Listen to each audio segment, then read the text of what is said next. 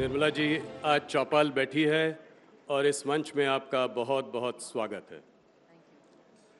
शुरुआत करूंगा कुछ पॉलिटिकल क्वेश्चंस के साथ और बाद में थोड़ी चर्चा इकोनॉमी पर भी करेंगे। मेरा सबसे पहला सवाल, कैसा लग रहा है मोदी गवर्नमेंट की तीसरी पारी में खेलते हुए? ऑपोजिशन तमाम बातें कर रहा है, कह रहा है कि ये कोएलिशन की सरकार है। तो क्या इस सरकार में निर्मला सीतारमण बोल्ड रिफॉर्म्स कर पाएंगी या नहीं? बोल्ड रिफॉर्म्स बिल्कुल कर पाएंगे और ये सरकार 100 दिन कंप्लीट भी हो गया। कोई भी अप्रीहेंशन का आवश्यकता नहीं है। जैसे पहले अच्छा जनता के लिए स्कीम्स हो या सिस्टमिक रिफॉर्म्स हो, वो सब बिल्कुल चलेगा। 100 दिन पूरे हो चुके हैं। आपसे एक सिंपल सवाल पूछना चाहता हूं, इस सरकार की क्या उपलब्धियां रही हैं इन 100 दिनों में? पहले भी बहुत बातें हुई थी, 100 डे एजेंडा भी बना था, क्या क्या अचीव कर पाए हैं अभी तक आप लोग? अब सीधा देख लीजिए ना, फिनांस मिनिस्ट्री के विषय में ही जी आप OPS NPS debate, OPS NPS के डिबेट अभी मूव हो करके यूपीएस एक अच्छा सा ऑल्टरनेटिव आ गए हैं, जिसको पूरे सेंट्रल गवर्नमेंट के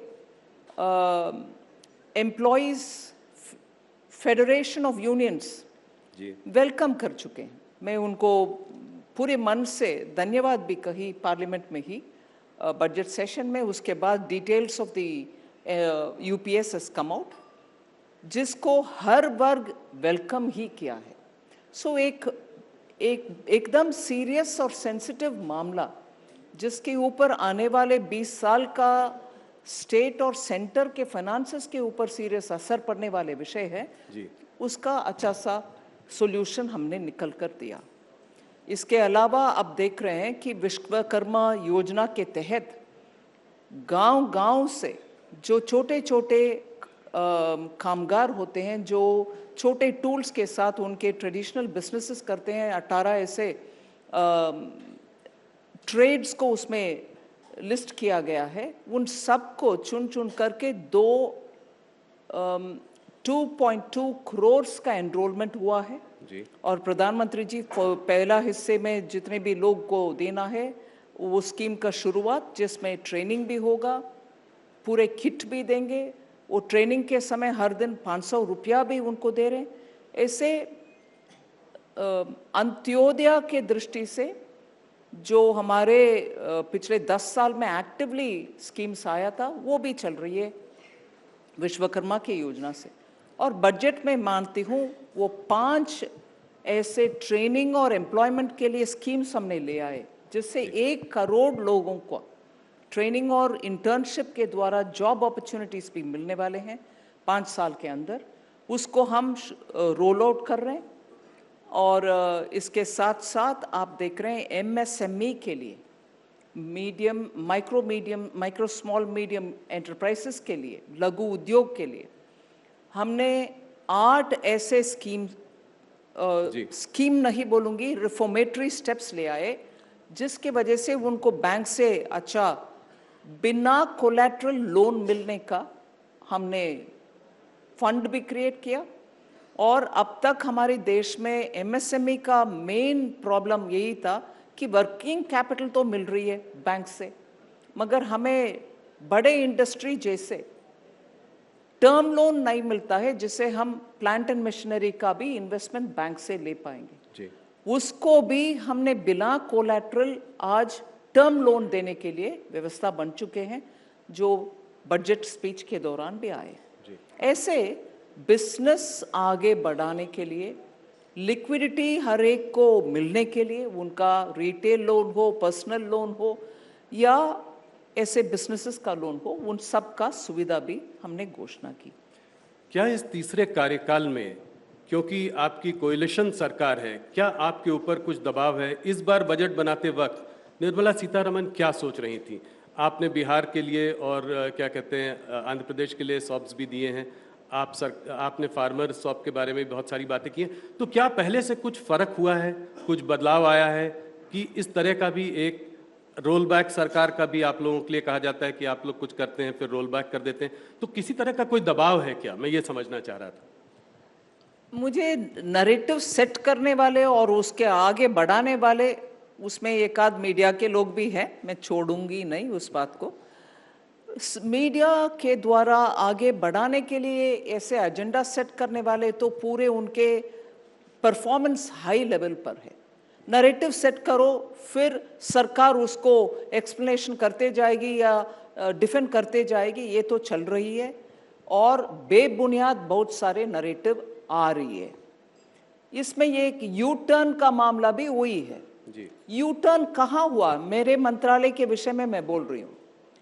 जब हर बजट के समय पर पिछले 5 बजट्स में बजट पेश करने के बाद पूरे देश भर घूम करके चार्टर्ड अकाउंटेंट्स हो, टैक्स एक्सपर्ट्स हो, इंडस्ट्री, चेंबर ऑफ कॉमर्स हो, सबसे बात करके पेश किया हुआ बजट के ऊपर सुझाव ले आकर के ट्रेशरी अमेंडमेंट्स हम करते थे, जिससे मुझे याद है, बिल्कुल याद है, एक बार शुरुआत में लोग हमसे पूछते थे ये क्या है, अभी बजट पेश हुआ और रिसेस के बाद सेकंड सेशन शुरू हो रही है बजट का, उस समय आप इतने सारे अमेंडमेंट्स ले आ रहे हैं।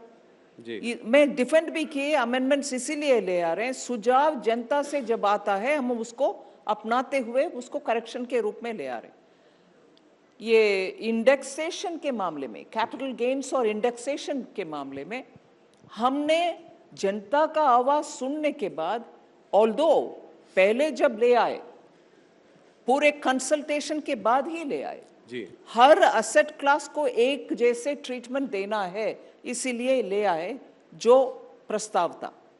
मगर जब सुझाव आए, हमने सिर्फ प्रॉपर्टी के लिए इंडेक्सेशन का ऑप्शन भी रखा जी। और बजट में जो ऑप्शन हमने ले आए, क्योंकि हर एक एसेट क्लास को एक ही जैसे ट्रीटमेंट के लिए उसको भी रखा और चॉइस दिया एसएससी को कि आप इन दोनों में वर्कआउट करो और जो आपको कम लगता है वो उपयोग करो। ये थोड़ी ना यू टर्न है। No, government has U turn, this is not U turn, I am accommodating the suggestion which is come from people, उनके बेहतरी के लिए। सो इसमें यू टर्न का नैरेटिव हमारे ऊपर डालने वाले से मैं पूछना चाहती हूँ, आपके अंडरस्टैंडिंग क्या है यू टर्न का? इसीलिए उस नैरेटिव को आई रिक्वेस्ट द मीडिया, आप भी आगे बढ़ाना है तो समझ लीजिए पहले उसमें सच्चाई है कि नहीं, नहीं तो बढ़ाना बंद करिए। नहीं, इंडेक्सेशन वाला अप्रिशिएट भी बहुत किया गया। एक चीज़ ये समझने की कोशिश है कि और जो बोल्ड रिफॉर्म्स है, जैसे वन नेशन वन पोल जो कि प्रधानमंत्री ने जिसके बारे में बात की है, क्या इसको आप आगे बढ़ा पाएंगे इस सरकार में? इसमें कंसल्टेशन पूरे हो चुका है जी। और इसमें ये भी है, जनता मान रही है कि खर्च इतना हो रही है, साल भर हो रही है, हर राज्य में हो रही है, पंचायत के स्तर पर हो रही है, फिर भी इन सब का असर दूसरे एक विषय है जिसमें हम सब ध्यान देना चाहिए। हर चुनाव के 3 महीने पहले और 3 महीने बाद तक रिजल्ट आने, 3 महीने नहीं, रिजल्ट आने तक कोई डेवलपमेंटल एक्टिविटी उस एरिया में नहीं हो पाता है। जी। Then you seek permission from election commission, ये प्रोजेक्ट तो पहले से है, इसको चलने दीजिए, वो एडमिनिस्ट्रेशन का एक और हिस्सा बन जाता है। इसीलिए ऐसे डेवलपमेंटल एक्टिविटीज का रुकावट बार बार होना और हर चुनाव का उनके स्तर पर खर्च उठाना, ये सब नेशनली अवॉइडेबल एक्सपेंडिचर है। जी। इसीलिए वो आइडिया का इनपुट इतने सारे और एक उच्च स्तरीय कमेटी के द्वारा, पूर्व राष्ट्रपति जी के कमेटी सुझाव आए हैं, जरूर इसको आगे तो बढ़ाना सरकार चाहिए। कमिटेड है, इसको आगे लेकर जाएगी। देश के हित में जरूर करना ही है। एक नेशन वाइड कास्ट सेंसस की भी बात ऑपोजिशन ने बहुत की थी चुनाव के समय में, सरकार का क्या मत है इस पर? इसमें पहले से हम बोल रहे हैं और बजट के समय में हम उसके साथ चल रहे हैं, हम उसके खिलाफ है, इस विषय से मैं ताल्लुक नहीं रख रही हूँ अभी। सिर्फ इसीलिए मैं बोल रही हूँ, बजट के द्वारा, इंटरिम बजट के द्वारा हमने स्पष्ट ये बात बोले 4 ऐसे कास्ट हैं जिसके ऊपर ध्यान देना चाहिए, किसान, गरीब, महिला और युवा। इन चारों को हम अगर प्रोत्साहन देंगे, इसमें हर जाति शामिल है। हर जाति को आगे बढ़ाने के लिए इस रास्ते पर चलने में हम उस नजरिया से डेवलपमेंट को प्रायोरिटी देंगे, ना कि division between one cast and another. इस रास्ते पर माननीय प्रधानमंत्री जी ने वोट ऑन अकाउंट बजट में ही हमने इसका स्पेसिफिकली मेंशन भी किया है। जी, I'll ask you a few questions on the economy since I have you captive today. The GDP growth in Q1 at 6.7%. My question is the economy slowing down? You know, it's easy to catch every month or every quarter's figure and say it's not 7, it's not 8. And then the reason for 6.7 had also come out.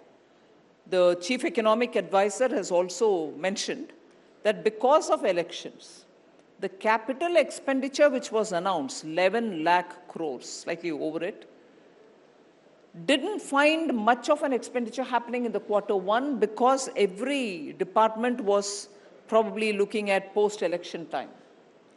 As a result, the large chunk of influence or impact which could have been had because of the public expenditure was muted. That's right. And therefore, to that extent, it shows in the Q1 numbers. But subsequently, Q2 and we are in the third quarter, the expenditure will pick up, and that will, I suppose, trigger the little slowing down that you suspect to move faster.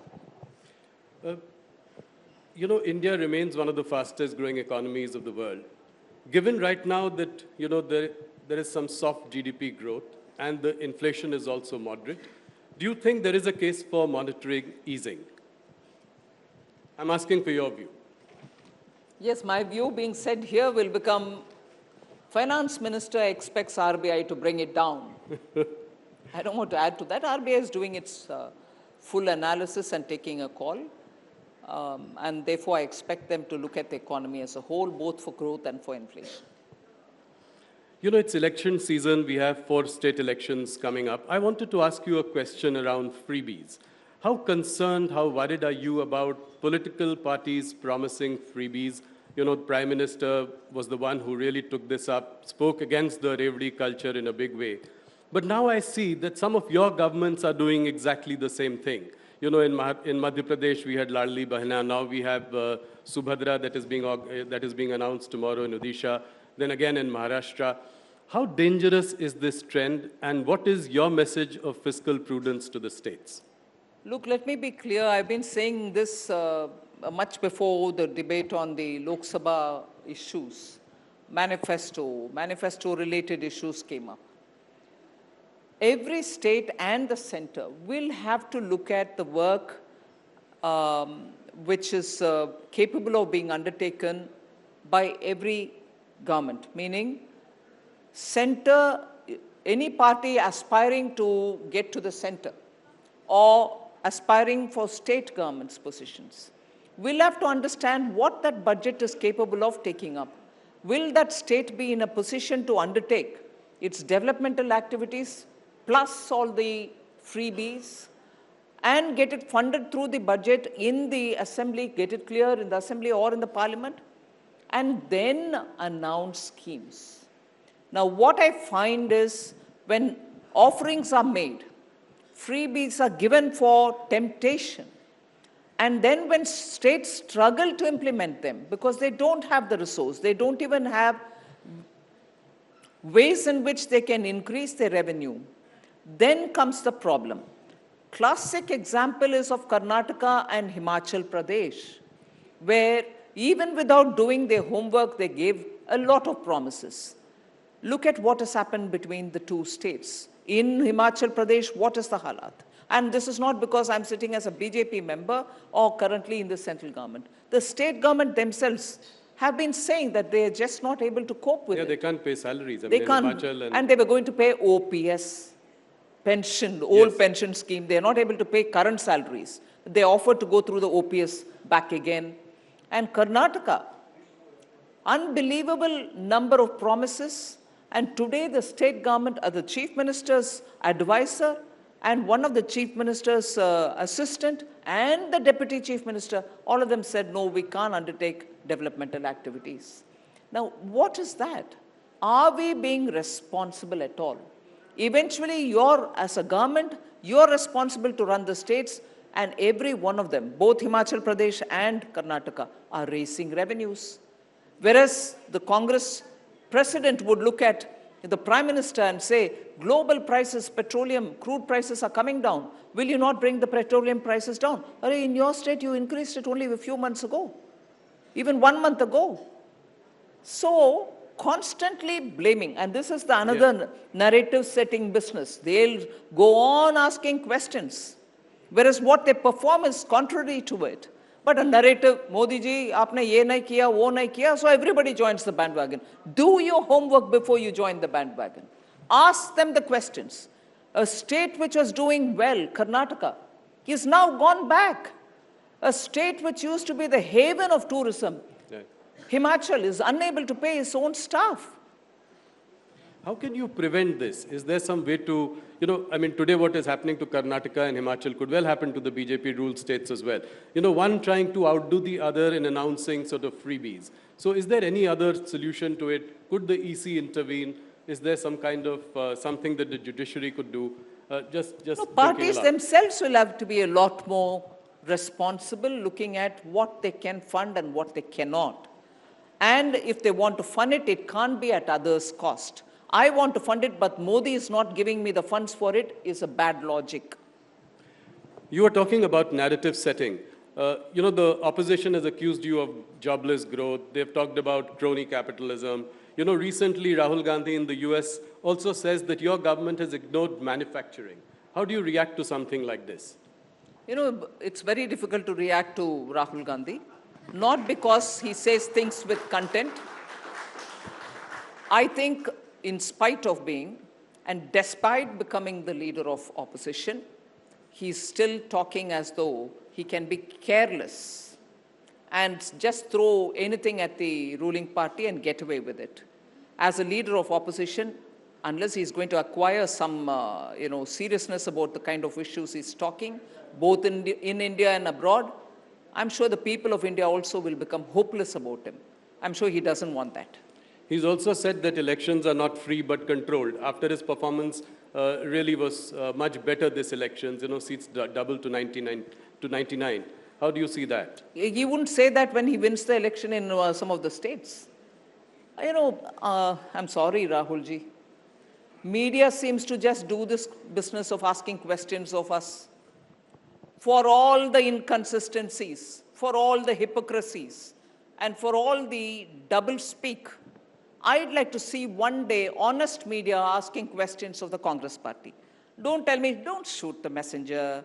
Don't tell me we are only the messengers, we ask these questions. Not a day have I found any media having a serious conversation with Rahul Gandhi or any of the Congress party's leader. But that's not to say you're not capable of doing it. You're probably avoiding a situation where they will embarrass you and the rest of the media because they're going to just be on your face speaking falsehood. So this is what one has to expose about the Congress party.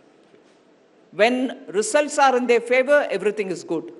When BJP wins the election, elections are not fair. Till before the election results came, Election Commission was accused. When the election results came and they just managed to touch 100 and nowhere were they together, able to reach to 40, that 100 excited them. Then Election Commission is not wrong. Now, what are all these? Do you want to take a leader of opposition seriously or not?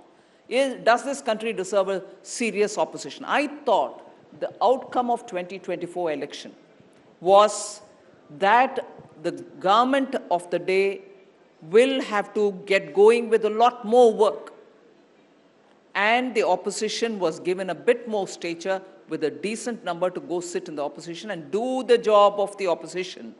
No. We are excited about it, and we'll go around the world speaking against the country. And somebody, of course, nowadays it's a world of social media. Everybody puts things out. Even Mrs. Gandhi wouldn't want to do it outside the country. Here we go, but we sit and accuse the country for everything going out. Speaking of people in social media talking against the country, do you, Nirmala ji, feel that there is some kind of, you sense some kind of international conspiracy to bring down the Modi government? All over the world, there is this attempt to change regimes. All over the world. This year particularly, you see there are 50 countries going, 48 to 50 countries going to the election. Yes. The narrative in each of the country is this. Everybody who's in serious politics, running political parties, are all saying, are we having our democratic process working within this country? Or are we having democratic processes being influenced by something else? Or when you say something else or somebody else, it's not a direct participation. There are people within their respective countries who play this role happily. But that is where I think democracies will have to now look at how to handle this situation in a more matured fashion. Thank you, Nirmala ji. I'll just move to equity markets. You know, a bike showroom recently the IPO of a bike showroom was oversubscribed 400 times. You know, that of a mattress company was oversubscribed 1,000 times. You know, the equity markets today are at an all-time high. You know, what is your view on the state of play of equity markets today, and what is your advice to day traders? Well, I'll first of all say we'll have to encourage the markets to be robust, no doubt.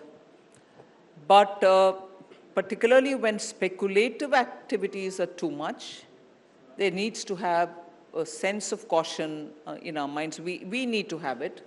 And we also need to make sure that people with their savings don't go to engage in high fluctuating or high risk ventures. No harm in participating in F&O, or no harm in going and investing in the equity market. But eventually, we need to be using financial information, authentic information, before we take a call.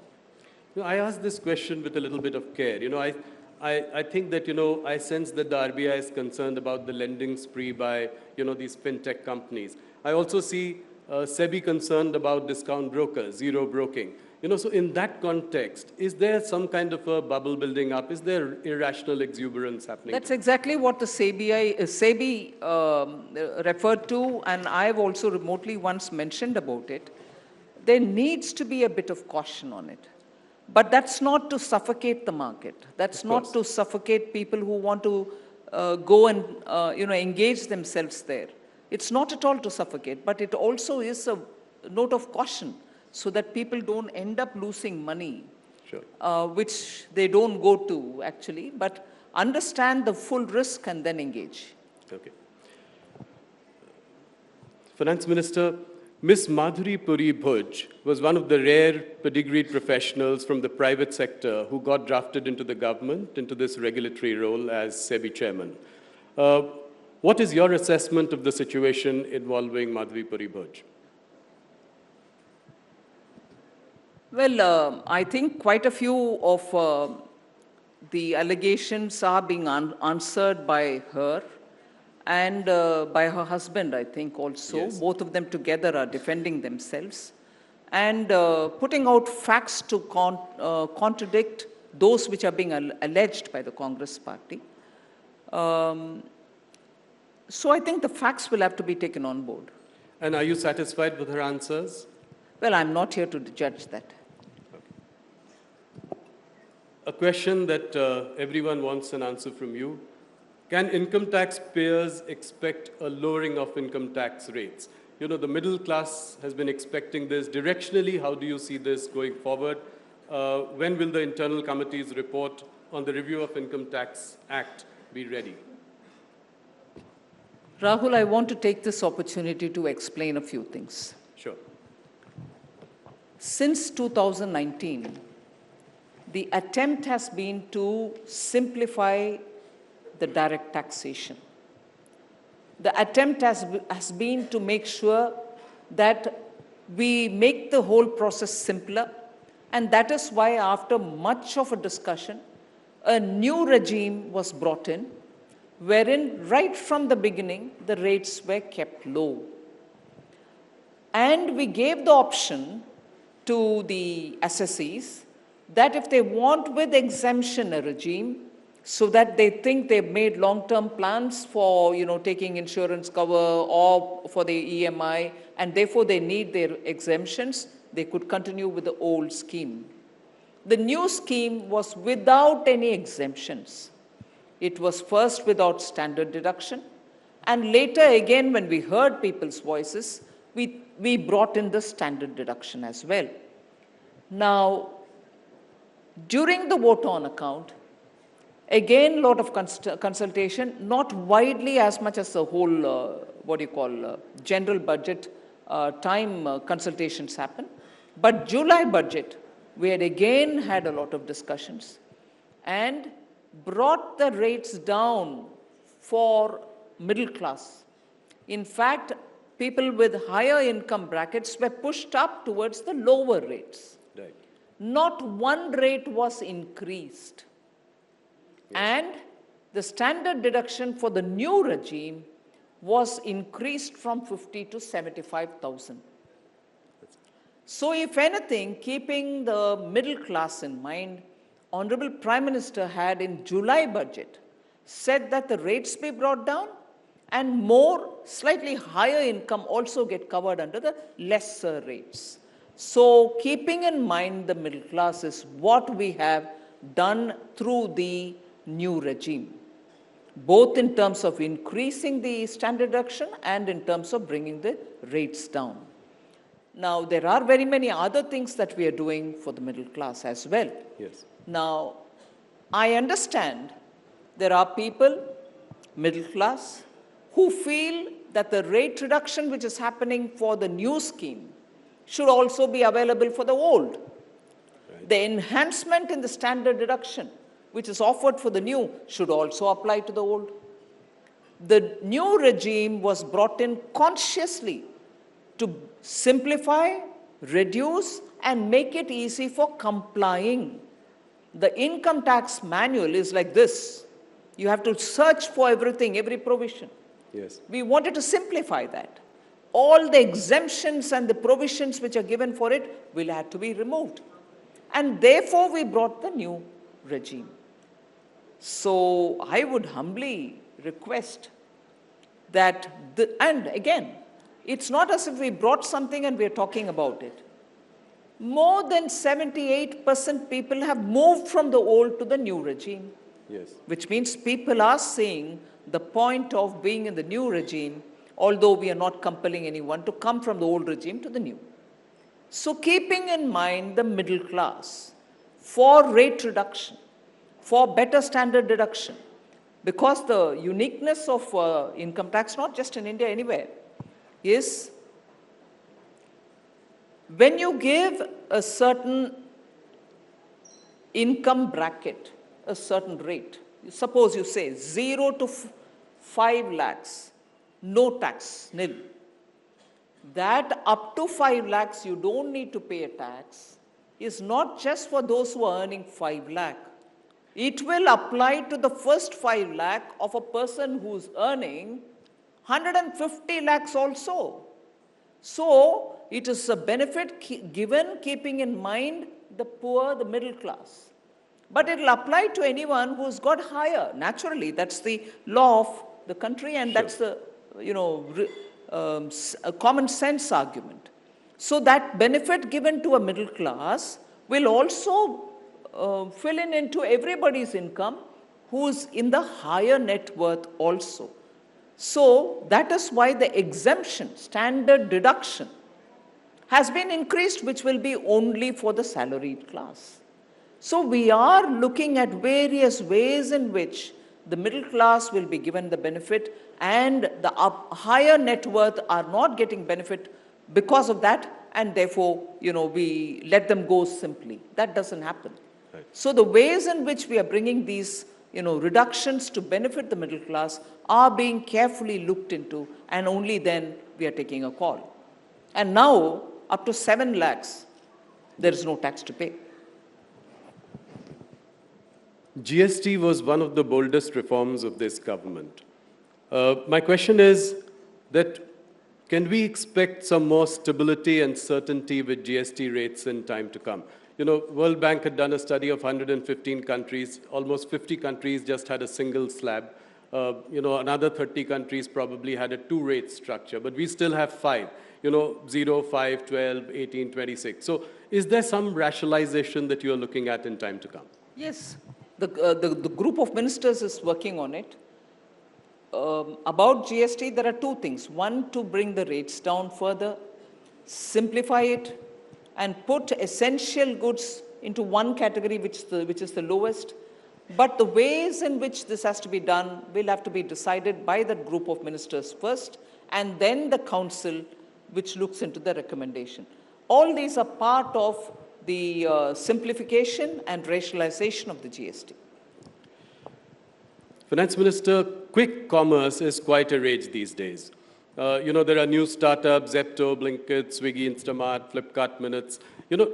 Does your party worry about the impact of this on Kirana stores or the local banya, which is your core vote base? One of your cabinet colleagues had also said that 50% of retail traders' e-commerce is not a subject of great pride. It could be some concern because there could be some social disruption. How do you see this phenomena?